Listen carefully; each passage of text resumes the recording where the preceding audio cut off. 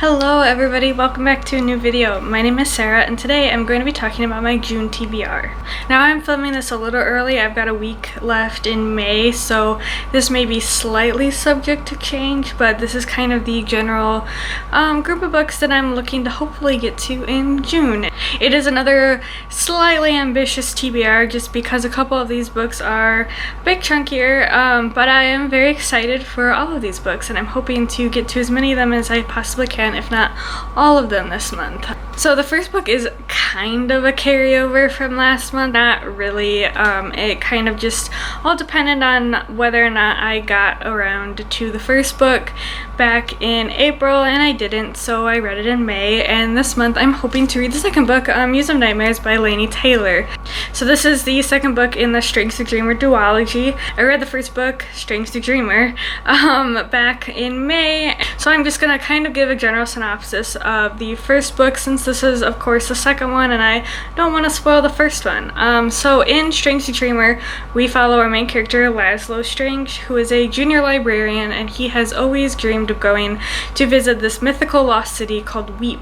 And one day he gets his chance when a band of soldiers led by somebody called the Godslayer comes through his town and says that they are looking for people to come back to Weep with him in order to solve a problem.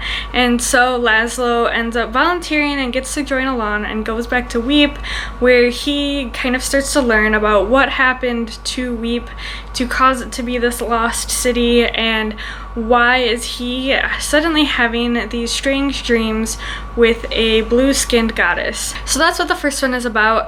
It ended on kind of a cliffhanger. I wouldn't necessarily classify it as like a traditional cliffhanger. We did have some sort of a wrap up of the first one, but there was a lot that was like just happening and coming to fruition when we ended the first one, and there was a couple pretty big reveals. So I'm really excited to continue the duology in this book.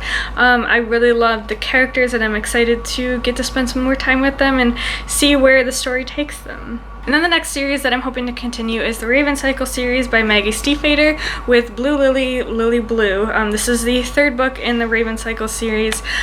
So again, I won't really talk about what is going to happen going into this one. I'll just talk about kind of what the first one is about. The first one is called The Raven Boys. We follow Blue, who is the daughter of a psychic, and then a group of 4 boys who go to this all-boys private school. And how Blue kind of gets wrapped up in their quest to find the long-lost Welsh king, who is said to be in an eternal slumber, and if anybody finds him and wakes him up, they get granted 1 wish. And so this has a very occult, witchy vibe to the whole story. Lots of like old magic mythology, folklore-ish feel. It's a very fun story, and I didn't enjoy the second one as much as I liked the first one, although I did like the second one. And the second one definitely ended in a way that was a cliffhanger.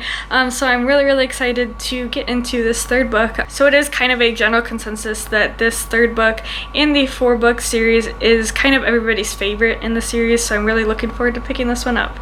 And then I've been in the mood for kind of a traditional thriller lately, so I'm hoping to pick up The Hunting Party by Lucy Foley. This is one of those thrillers that is kind of close quarters. It has kind of the traditional murder mystery feel to it, at least the synopsis does. So there's a group of friends, they're in their 30s now, but they used to go do this tradition where they would all get together and spend New Year's Eve together. So they decide to start it back up again, and they all rent a cabin in this Scottish Highlands in like the mountains, and so they go there to spend New Year's Eve together, and they get snowed in by this huge blizzard, and about 2 days after New Year's Eve happens, one of their party ends up murdered, and so you know that one of the other people in the party was the murderer, and so you're following this group of people as they try to figure out who the murderer is and what's happening. So I am really excited to see kind of like the relationship tension in this book, and kind of how things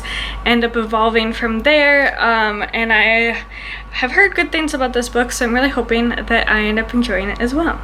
And then the next book that I definitely want to get to in the month of June is An Ember in the Ashes by Sabaa Tahir. So I participate in a Frolic Through Fiction's Patreon book club, and so this is the pick for May and June, and since I didn't get to it in June, I definitely want to get to it this month so that I can participate in the discussion. So this book follows our main character whose brother gets arrested for treason, and she makes a deal with a group of rebels that say that they will aid in his escape if she joins the military academy as a spy for them.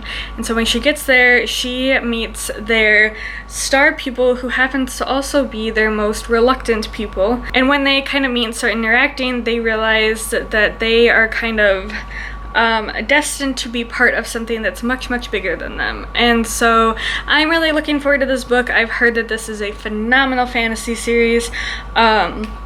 Loads and loads of people love it. I love the military academy setting in fantasy series, so I'm really looking forward to how that's going to play out in this book, and I'm just really excited to get to it. And I'm also hoping to do a buddy read with Caroline over at Short Skirts and Sarcasm. I will leave a link to her channel down below, but we have picked Ariadne by Jennifer Saint. So this is a Greek myth retelling from Ariadne's perspective of Theseus and the Minotaur. So I haven't really seen too many retellings of this story, and so I am particularly excited to see how this one gets told. I know the general gist of the story between Theseus and the Minotaur, but what I'm particularly excited is that in the little blurb at the end it says, hypnotic, propulsive, and utterly transporting, Jennifer Saint's Ariadne forges a new epic, one that puts the forgotten women of Greek mythology back at the heart of the story as they strive for a better world.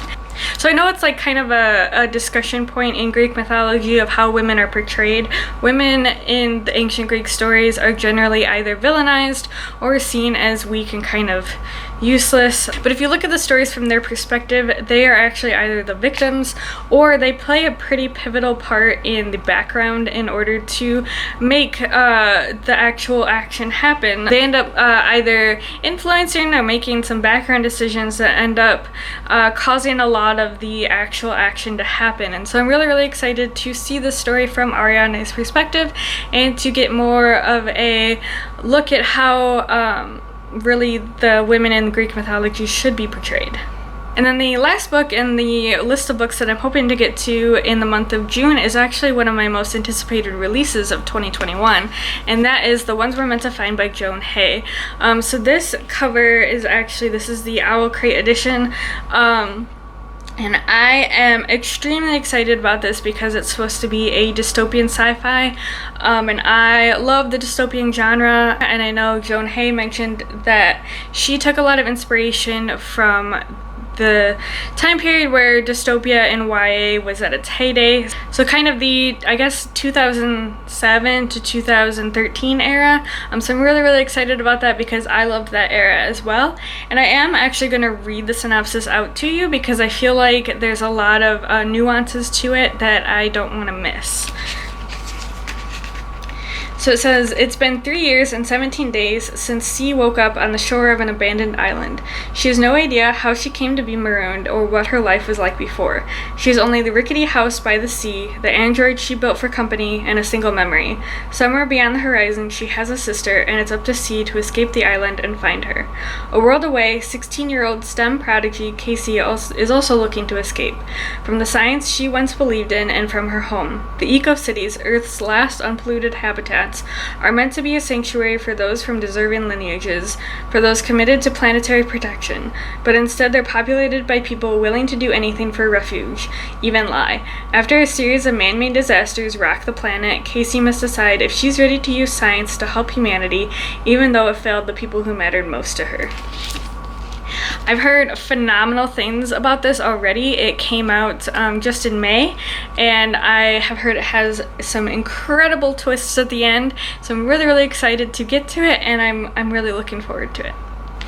So these are the books that I'm hoping to get to in the month of June. I'm really excited about all of these, so I'm hoping that I get to all of them.